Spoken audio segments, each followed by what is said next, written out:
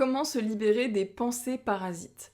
C'est un sujet qui revient beaucoup chez plusieurs de mes clients, c'est le fait de se créer des scénarios catastrophes, d'avoir des pensées négatives, des pensées qui viennent et qui tournent en boucle, et de mouliner autour de ce scénario catastrophe que tu es en train de te faire. Alors souvent ce que j'ai remarqué, c'est que c'est souvent lié à de l'hypervigilance. Donc ça peut être des traumatismes conscients ou inconscients, mais des événements, conscients ou inconscients que tu engrammes, qui feraient que du coup, ton cerveau est en hypervigilance. Il essaye de se protéger de n'importe quel danger extérieur, et du coup, ce qui fait qu'il va anticiper tous les pires scénarios en prédiction du danger qui pourrait arriver, et du coup, pour te protéger. Moi, c'est quelque chose qui m'est beaucoup arrivé ces dernières années, que j'ai réussi à changer grâce à l'hypnose, mais je vais te donner d'autres outils pour appréhender la chose différemment. Et moi, j'avais toujours des scénarios catastrophes qui venaient. Alors, j'en avais un gros en particulier que j'ai vraiment été traitée en thérapie avec de l'EMDR, avec de l'hypnose et aussi avec du travail de développement personnel à côté. Et j'avais de l'hypervigilance quand je contrôlais pas une situation. J'avais toujours ce besoin d'être dans le contrôle, et quand je ne contrôlais pas une situation, j'avais toujours de l'hypervigilance. Je sursautais au moindre bruit. La moindre réaction chez quelqu'un, ça me faisait paniquer. Enfin, c'était vraiment... J'avais vraiment de l'hypervigilance. Donc des fois, je me mettais à sursauter au moindre bruit extérieur, je me mettais à paniquer. Je montais dans les tours instantanément dès que quelqu'un disait quelque chose qui me déclenchait en fait automatiquement une vague de panique. Ça pouvait me faire monter dans les tours, et souvent des fois j'avais des situations, quand j'y repense, assez lunaires, où les personnes me disaient mais ça va pas, enfin tu es complètement folle.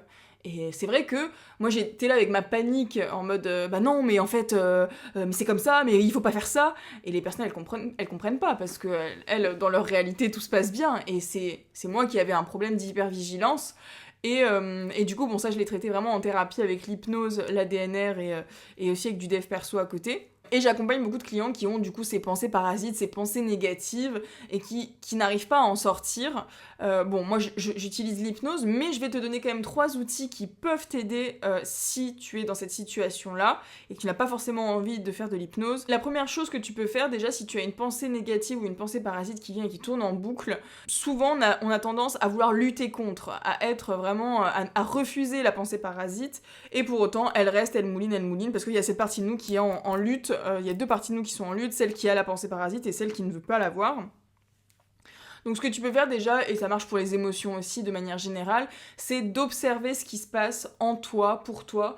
Qu'est-ce qui se passe concrètement, comme si tu te dissociais, et tu regardes concrètement qu'est-ce qui se passe là, dans ton émotion, dans ton corps, comment ça se matérialise concrètement, et tu observes sans vouloir changer la chose. Donc là, par exemple, tu pourrais dire, là, je me vois, j'ai cette pensée-là qui tourne, là, j'ai mal au ventre, là, je suis tendue, là, je suis assis à tel endroit, là, je faisais ça, et ça a déclenché telle pensée, etc. Et donc vraiment d'être dans l'accueil de ça. Ensuite, ce que tu peux faire pour t'ancrer dans le présent et changer un peu ta perspective, c'est de regarder autour de toi et de nommer, par exemple, 5 choses qui sont autour de toi.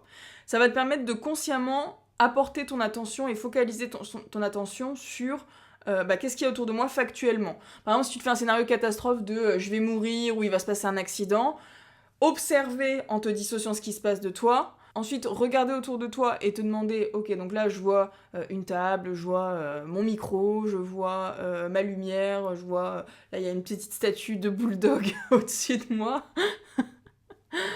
Et voilà, nommer des choses que tu vois autour de toi pour vraiment te ramener dans le présent. Ensuite, la respiration, ça c'est la base de tout, de toute façon. Respire de manière générale, consciemment. Dès que tu portes ton attention sur ta respiration, tu t'ancres dans le présent, et ça te permet de t'ancrer vraiment dans l'instant T. Physiquement, mentalement, tu t'ancres. Donc, respiration. Et aussi, pose-toi la question de sur quoi je veux focaliser mon attention. Qu'est-ce qui est important pour moi? Est-ce que vraiment cette pensée parasite, ce scénario catastrophe, il va m'aider à aller de l'avant, à aller vers mes objectifs, à vivre une vie inspirante, à être bien, avoir des émotions positives? Voilà. Sur quoi tu veux focaliser ton attention, et redirige ton attention vers des actions qui vont te permettre d'aller vers ce qui est important pour toi. Donc ça c'est pour le premier outil. Tu te dissocies, tu observes sans vouloir changer, tu regardes, tu remets dans l'instant présent et tu focalises ton attention sur quelque chose qui est important pour toi, tout en respirant. Deuxième chose que tu peux faire, ça c'est quelque chose que je fais maintenant dès que j'ai une pensée parasite, une pensée négative, j'en ai de moins en moins évidemment, mais dès que j'ai quelque chose qui rumine ou qui passe en boucle, je bouge physiquement. Je change de pièce, je danse, je saute sur place, je lève les bras, je me mets en mouvement, je fais quelque chose. En fait, j'ai compris que j'étais bloquée dans mon mental quand j'avais un scénario catastrophe, et le fait de faire quelque chose, ça permet tout de suite de balayer ton mental et d'aller vraiment dans le physique. Donc bouger, aller marcher dehors, changer de pièce, être dans le mouvement de manière générale, ça va te permettre de déplacer ton mental vers du physique, et du coup ça va te permettre d'enlever cette pensée négative. Une fois je galérais sur un message à envoyer, et du coup j'étais en boucle sur mon message, je ne savais pas comment le tourner, et voilà, je réfléchissais, c'était contre-productif, ça m'a pris, sans mentir, hein, ça m'a pris 1 heure pour écrire le message, et vraiment c'était un message tout bidon, hein, vraiment pourri, ça n'avait pas besoin de réfléchir plus de 30 secondes.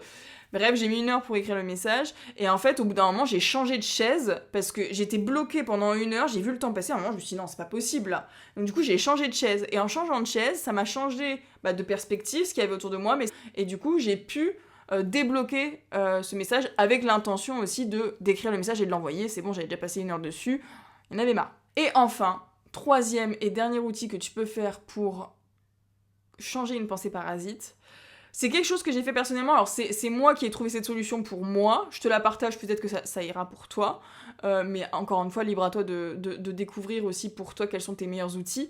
Mais moi, c'est quelque chose que j'ai fait lors d'une de mes formations de PNL. J'avais scénario catastrophe et je voulais travailler dessus, et c'était lors de la définition d'objectif. La question c'était quel est le plus petit pas que tu peux faire pour aller vers cet objectif de ne plus avoir de scénario catastrophe. Et en fait, j'avais trouvé le fait dès que j'avais cette pensée négative qui venait, de tout de suite m'engager envers moi-même et envers du coup la personne qui m'accompagnait pendant la formation, c'était mon thérapeute, penser tout de suite à ma safe place. Donc je m'étais créé une safe place, c'est un ancrage que je me suis créé, d'un endroit où je me suis sentie particulièrement bien, et en gros, quand je pense à cet endroit-là, ça me met tout de suite dans des émotions positives, de paix, de calme, de détente, et je revis vraiment le moment, et je m'étais dit, en fait, pourquoi j'utilise pas cette safe place dès que je ressens l'angoisse de mon scénario catastrophe, me dire non, ma safe place. Et du coup, ce que j'avais fait, c'est que j'avais écrit à la main sur un papier, je m'engage aujourd'hui, telle date, avec toi, dès que j'ai une pensée négative, pensée parasite, à penser à ma safe place tout de suite. Et c'est con, ça paraît con comme ça, mais vraiment ça m'a aidé. Le fait de l'écrire, de le signer, de m'engager envers quelqu'un et de m'engager envers moi-même à non, je pense maintenant à ma safe place, et du coup ça m'a vraiment changé tous mes scénarios catastrophes. Maintenant je n'ai plus du tout ce scénario catastrophe, je le transpose tout de suite en safe place, et du coup ça prend plus autant d'ampleur, ça vient une seule seconde. Je pense à ma safe place, ça va beaucoup mieux. Et en fait, à force de le faire, les scénarios catastrophes se sont espacés, et maintenant j'en ai un tous les mois, quoi. Et encore, c'est vraiment variable. Alors qu'avant c'était 3 fois par jour, et c'était vraiment un scénario très très très très très difficile à travailler. Donc voilà pour les outils, pour les scénarios catastrophes et les pensées parasites. Le premier, pour répéter, c'est de t'observer, de focaliser sur le présent, de respirer, et de focaliser ton attention sur autre chose. Le deuxième, c'est de bouger physiquement, et le troisième, c'est le mien, mais bon, après, est-ce que ça te conviendra, c'est de te créer une pensée de remplacement, à quoi tu veux penser, et pense à quelque chose de positif, une safe place, un scénario positif que tu pourrais te faire, visualise la vie que tu as envie d'avoir, et pense à ça dès que tu as un scénario catastrophe. Voilà, en complément de tout ça, évidemment, il y a l'hypnose. C'est un outil qui peut vraiment t'aider si t'as besoin de débloquer à des niveaux inconscients, mais en tout cas, si consciemment tu veux faire les choses, tu as ces 3 outils-là, et après, en complément, tu as l'hypnose qui est géniale. Voilà, je te dis à très vite pour une prochaine vidéo.